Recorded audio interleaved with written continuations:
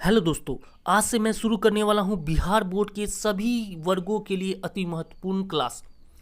ठीक है, जिसमें कि मैं क्लास 6, 7, 8, 9, 10 ये सभी वर्गों के विद्यार्थियों के लिए मैं क्लास करा रहा हूं, जिसमें कि सभी विषयों को मैं पढ़ा रहा हूं, जैसा कि हिंदी हो गया, विज्ञान हो गया, सामाजिक विज्ञान हो गया, गणित हो गया, ठीक है, या फिर इंग्लिश हो गया।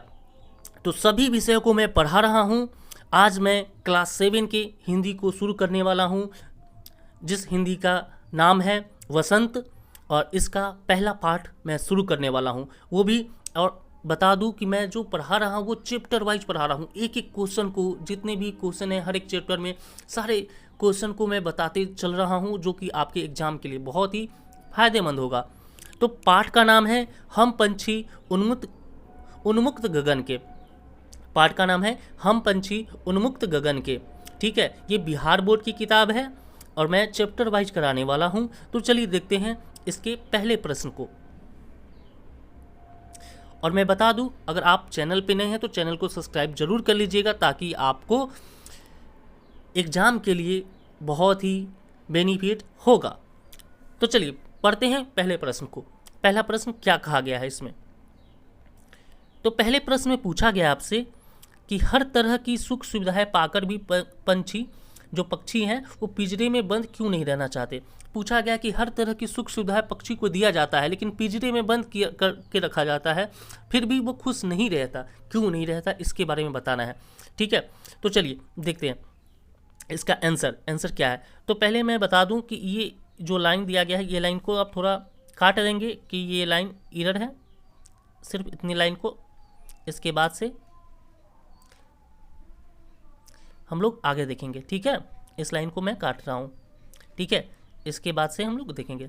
चलिए अब बात करते हैं, क्वेश्चन की तरह चलते हैं। क्वेश्चन पूछा गया कि हर तरह की सुख सुविधाएं पाकर भी पक्षी पिंजरे में बंद क्यों नहीं रहना चाहते। तो हम क्या लिखेंगे समझिएगा कि हर तरह की सुख सुविधाएं पाकर भी पक्षी पिंजरे में बंद क्यों नहीं रहना चाहते। तो इसलिए नहीं रहना चाहते लिखेंगे कैसे कि हर तरह की सुख सुविधाएं पाकर भी पक्षी पिंजरे में बंद इसलिए नहीं रहना चाहते। इसके बाद यहाँ पे जैसा कि देख रहे हैं, क्योंकि लिखा हुआ है, क्योंकि उन्हें आज़ादी से उड़ना अच्छा लगता है। क्योंकि उन्हें आज़ादी से उड़ना अच्छा लगता है। ठीक है, वे खुले आकाश में उड़ना, बहते झरनों का पानी, ठीक है, और नीम की कड़वी निबोरिए खाना, पेड़ों की ऊंची मछली पर झूलना और फलों के स्वादिष्ट दाना चुगना चाहते हैं। उन्हें मौसम के हिसाब से घूमना और उड़ते हुए क्षितिज तक पहुंचना अच्छा लगता है। आगे क्या कहा गया कि संस्थान में रहने से उसकी यह सारी आज़ादी छीन जाती है। संस्थान कहने का मतलब यहाँ हो गया कि हम जो पिंजरे में रखते हैं, ठीक है, तो पिंजरे में रखने से उसकी क्या होती है, आज़ादी छीन जाती है। इसलिए वे हर तरह की सुख सुविधाएं पाकर भी पक्षी जो होते हैं पिंजरे में नहीं रहना चाहते। तो हम लोगों ने पहले क्वेश्चन को क्या था, पहले क्वेश्चन को हमने हल कर लिया। तो आप एग्जाम में पूछा जाता है, तो ये जो मैंने बताया, तो इसी प्रकार से आप आंसर देंगे। ठीक है, मैंने ये जो बताया इसी प्रकार से आप आंसर इसका देंगे। चलिए अब दूसरे नंबर क्वेश्चन को देखते हैं। दूसरा क्वेश्चन क्या है। दूसरा हमारा क्वेश्चन है, जैसा कि देख रहे होंगे आप लोग, इसमें पूछा गया है कि पक्षी उन्मुक्त रहकर अपनी कौन कौन सी इच्छाएं पूरा करना चाहते हैं। पक्षी जो है उन्मुक्त रहकर अपनी कौन कौन सी इच्छाएं पूरा करना चाहते हैं।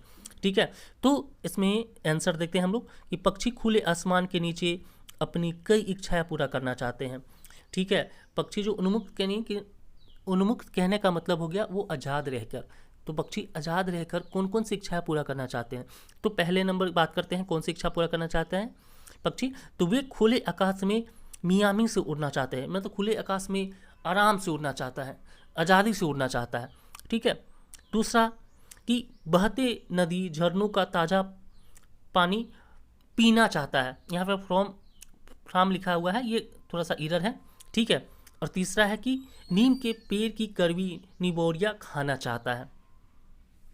अब इसके बाद हम अगले प्रश्न, और चौथा भी है इसका, आगे भी है कि ऊंचे ऊंचे पेड़ों की फुनगियों पर झूलना चाहता है और आकाश में ऊंची उड़ान के पेड़ के दाने चुगना चाहता है। और है कि वे पूर्ण स्वतंत्रता के साथ जीना चाहता है। तो मैंने बताया ये 6 पॉइंट थे इसका, किसका, कि पक्षी उन्मुक्त रहकर अपनी कौन कौन सी इच्छाएं पूरा करना चाहता है, इसके बारे में मैंने 6 पॉइंट बताया। ठीक है, इस क्वेश्चन के बारे में मैंने 6 पॉइंट बताया, जैसा कि आप लोग देखा। चलिए अब इसके तीसरे नंबर प्रश्न की ओर चलते हैं। तीसरा नंबर प्रश्न क्या है, इसको देखते हैं जरा। तीसरा प्रश्न आप देख रहे होंगे। तीसरा प्रश्न पूछा गया है कि भाव स्पष्ट करे, भाव स्पष्ट करे।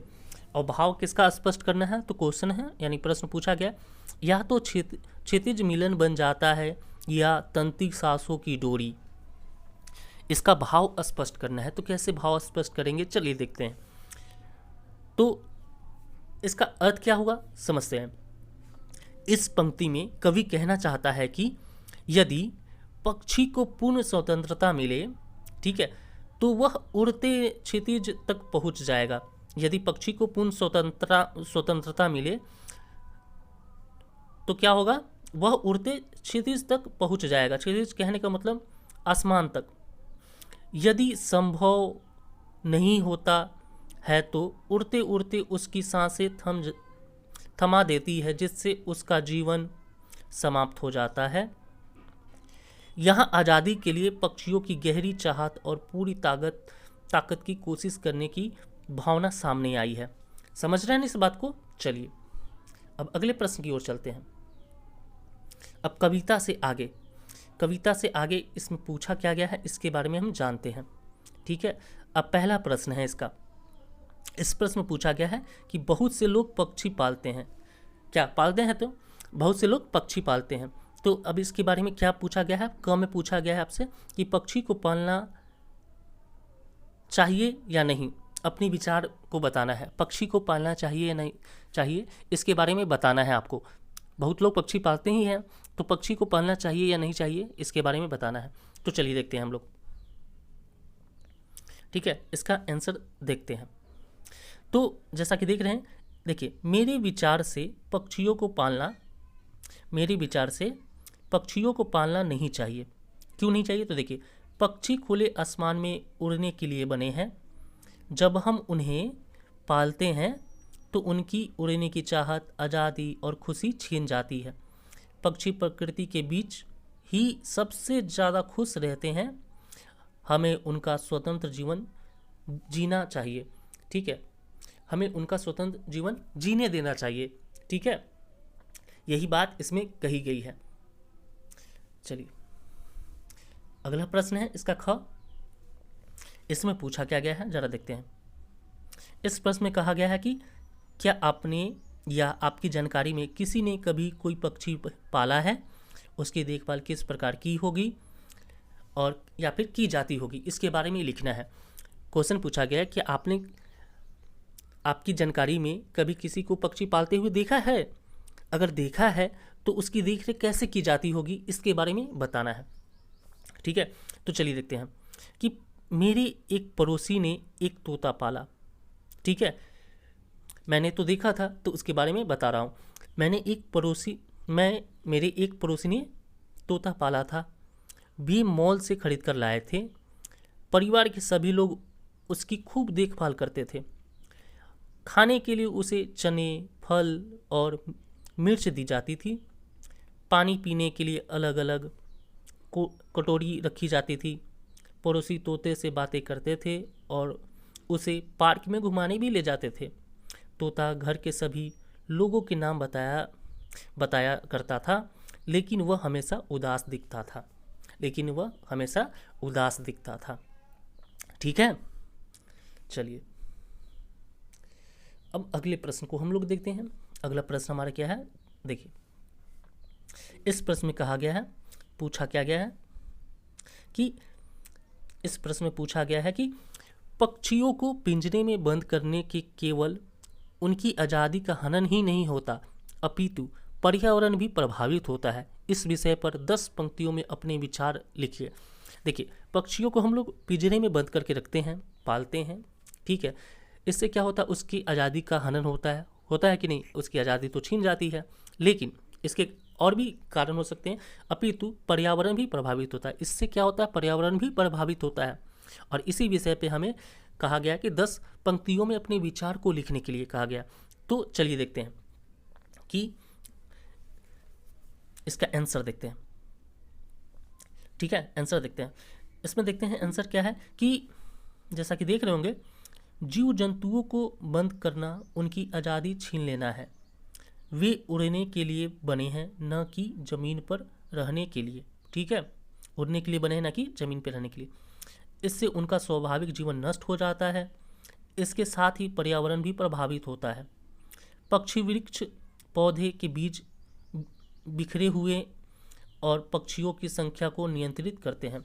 पक्षी क्या है, पौधे के जो बीज हैं जो बिखर जाते हैं उसको नियंत्रित करते हैं और पक्षियों की संख्या को भी नियंत्रित करते हैं। ठीक है, अगर पक्षी न हो तो कीड़े मकोड़े बढ़ जाएंगे और फसल बर्बाद हो जाएंगे। कुछ पक्षी साफ करने में मदद करते हैं। कुछ पक्षी जो होते हैं वो पक्षियों को साफ करने में, मतलब उसको खाकर जब मर जाते हैं पक्षी तो उसको खाकर क्या होता है, वहाँ के स्थान को साफ करने में मदद करते हैं। हमें पक्षियों को आज़ाद की प्रकृति निर्माण बनाए रखना चाहिए। मतलब कहने का मतलब हमें पक्षियों को आज़ाद प्रकृति की प्राकृतिक निर्मित बनाए रखना चाहिए। हमें उनकी सुरक्षा करनी चाहिए। ठीक है, समझ रहे होंगे। चलिए अब अगले प्रश्न की ओर चलते हैं। अब इसमें है अनुमान और कल्पना। ये अगला टॉपिक है, अनुमान और कल्पना। अब प्रश्न इसमें क्या पूछा गया है और इससे आंसर देना है। ये प्रश्न है आपका। प्रश्न क्या है देखते हैं कि प्रश्न पूछा गया है, क्या आपको लगता है कि मानव की वर्तमान जीवन शैली और शहरीकरण से जुड़ी योजनाएं पक्षियों के लिए घातक है? पक्षियों से रहित वातावरण में अनेक समस्याएं उत्पन्न होती है। इन समस्याओं से बचने के लिए हमें क्या करना चाहिए? उक्त विषय पर वाद विवाद प्रतियोगिता का आयोजन कीजिए। कहने का मतलब कहा गया है, क्या आपको लगता है कि मानव की वर्तमान जीवन शैली और शहरीकरण से जुड़ी योजनाएं पक्षियों के लिए घातक है? ठीक है, नुकसानदेह है और पक्षियों से रहित वातावरण में अनेक समस्याएं उत्पन्न हो सकती है। इन समस्याओं से बचने के लिए हमें क्या करना चाहिए? इस विषय पे हमें वाद विवाद प्रतियोगिता का आयोजन करना है, इसके बारे में बताना है। ठीक है, वाद विवाद यानी एक दूसरे से बात करके एक दूसरे को बताना है पक्षियों के बारे में। ठीक है, तो कैसे बताएंगे, चलिए देखते हैं। तो देखिए इसका आंसर हम कैसे देंगे। हाँ, मुझे लगता है कि आज की जीवन शैली और शहरी संस्कृति को बहुत नुकसान हुआ है। क्या आप भी मानते होंगे कि आज की जीवन शैली जो है और शहरी संस्कृति को बहुत नुकसान हुआ है। शहरों में पेड़ कटते जा रहे हैं, है कि नहीं? शहरों में पेड़ तो कटते ही जा रहे हैं और बड़ी बड़ी कंपनियां बन रही है। इससे क्या होता है, इससे पक्षियों को रहने की जगह में कमी हो रही है। अगर पक्षी नहीं हैं तो कीड़े मकोड़े बढ़ेंगे और फसल खराब होंगे, क्योंकि पक्षी ही तो कीड़े मकोड़े को खाते हैं। पर्यावरण असंतुलित हो जाएगा और इन समस्याओं से बचने के लिए अधिक से अधिक पेड़ लगाना चाहिए। पक्षियों के लिए पानी दाना रखना चाहिए। हमें उनके लिए सुरक्षित जगह बनानी चाहिए और जागरूकता फैलानी चाहिए, है कि नहीं? समझ रहे होंगे आप। चलिए अगले प्रश्न की ओर चलते हैं। अब अगला प्रश्न 2 नंबर देखते हैं। इसका प्रश्न में क्या पूछा गया इसको देखेंगे। ये प्रश्न है आपका। पूछा गया प्रश्न में कि यदि आपके घर के किसी स्थान पर किसी पक्षी ने अपना आवास बनाया है और किसी कारणवश आपको अपना घर बदलना पड़ रहा है, तो आप उसे पक्षी के लिए किस तरह के प्रबंध करना आवश्यक समझेंगे? लिखना है, बताना है। प्रश्न क्या पूछा गया समझिए। कहा गया है, यदि आपके घर के किसी स्थान पर किसी पक्षी ने आवास बना लिया, वो अपना घर बना लिया और किसी कारणवश आपको घर बदलना पड़ रहा है, कोई कारण हो गया है जिसकी वजह से आप घर बदल रहे हैं, तो आप उसे पक्षी के लिए यानी आप उस पक्षी के लिए किस तरह के प्रबंध करना आवश्यक समझेंगे? ठीक है, उसके बारे में बताना है। तो चलिए देखते हैं। अगर हम अपने घर में किसी पक्षी ने घोंसला बनाया है, मतलब अगर हमारे घर में किसी पक्षी ने घोंसला बनाया है, तो हम कोशिश करेंगे कि जब तक अंडों से बच्चा बाहर न आ जाए, उड़ने वाला ना हो जाए, तब तक पक्षियों को ना छुएंगे। ठीक है, और आगे कि हम लोगों को बताएंगे कि पक्षियों को बिना डर के पलने देना चाहिए ताकि वे सुरक्षित रहें। हम लोगों को ये भी बताएंगे कि पक्षियों को बिना डर के उसे पलने देना चाहिए ताकि वे सुरक्षित रहें, उसे तंग नहीं करना चाहिए। ठीक है, चलिए अगला प्रश्न की ओर चलते हैं। इसमें पूछा गया है, यह है भाषा की बात। प्रश्न है आपका ये, ठीक है। तो प्रश्न है कि स्वर्ण श्रृंखला और लाल किरण सी में रेखांकित शब्द गुणवाचक विशेषण है। कविता से ढूंढकर इस प्रकार के 3 और उदाहरण लिखिए। कहा गया कि स्वर्ण श्रृंखला और लाल किरण सी में रेखांकित जो शब्द है वो क्या है, गुणवाचक विशेषण है। और इसी प्रकार से आपको कविता में से ही ढूंढकर 3 और उदाहरण लिखने हैं।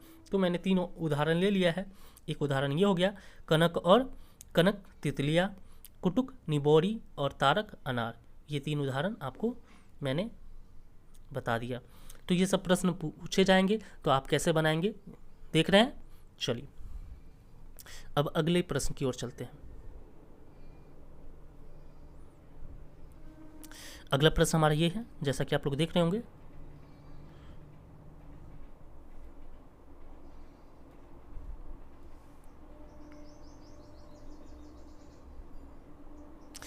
ठीक। प्रश्न है कि भूखे प्यासे में द्वंद्व समास है। भूखे प्यासे में कौन सा समास है, द्वंद्व समास है। इन दोनों शब्दों के बीच लगे चिन्ह को समासिक चिन्ह कहा जाता है। जैसे भूखे प्यासे के बीच में जो चिन्ह दिख रहा है ना, ये वाला दिखाते हैं, ये वाला छोटा सा, इसी को हम क्या कहते हैं, समासिक चिन्ह कहा जाता है। इस चिन्ह से और का संकेत मिलता है। इस चिन्ह से क्या चीज़ का संकेत मिलता है, तो और का संकेत मिलता है। इस चिन्ह से और का संकेत मिलता है। जैसे देख रहे हैं यहाँ पे भूखे प्यासे, यानी भूखे और प्यासे, ठीक है। चिन्ह से क्या और का संकेत मिला, भूखे प्यासे का मतलब भूखे और प्यासे। तो इस प्रकार के 10 उदाहरण खोज कर लिखिए, और इसी प्रकार से 10 उदाहरण और खोज कर लिखना है। तो इस उदाहरण को मैंने लिखा है और बता रहा हूँ आपको। तो चलिए देखिए वो कौन कौन से उदाहरण हो सकते हैं। पहला उदाहरण की बात करते हैं। जैसा कि आप देख रहे हैं ये वाला, माता पिता, तो इससे बन सकता है माता और पिता। दूसरा उदाहरण है भाई बहन, इससे बनेगा भाई और बहन। तीसरा चाचा नाश्ता, चाचा और नाश्ता। घर बाहर, तो घर और बाहर। राजा रानी, राजा और रानी। ऊंचा नीच, ऊंच नीच, ऊंचा और नीचा। धन दौलत, यानी धन और दौलत। हार जीत, यानी हार और जीत। उसी प्रकार गंगा यमुना, यानी गंगा और यमुना। शीत ग्रीष्म, यानी शीत और ग्रीष्म, यानी शीत और ताप। समझ रहे हैं। चलिए तो ये आपका खत्म हो गया, ये आपका खत्म हो गया, ये आपका चैप्टर पूरी तरह से खत्म हो गया। मैंने एक एक क्वेश्चन को बारीकी से करा दिया। ये चैप्टर आपका क्या हो गया, खत्म हो गया है। ठीक है, तो मैं आशा करता हूँ कि आपको ये वीडियो अच्छा लगा होगा। अगर आप मेरे चैनल पर नए हैं तो चैनल को सब्सक्राइब जरूर कर लीजिएगा, क्योंकि मैं बिहार बोर्ड सभी वर्गों के लिए मैं वीडियो बना रहा हूँ, सभी विषयों से चैप्टर वाइज तरीके से, जो कि आपके एग्ज़ाम के लिए तो समझिए कि अमृत के समान है। ठीक है, तो चलिए मिलते हैं अगले वीडियो में, तब तक के लिए धन्यवाद।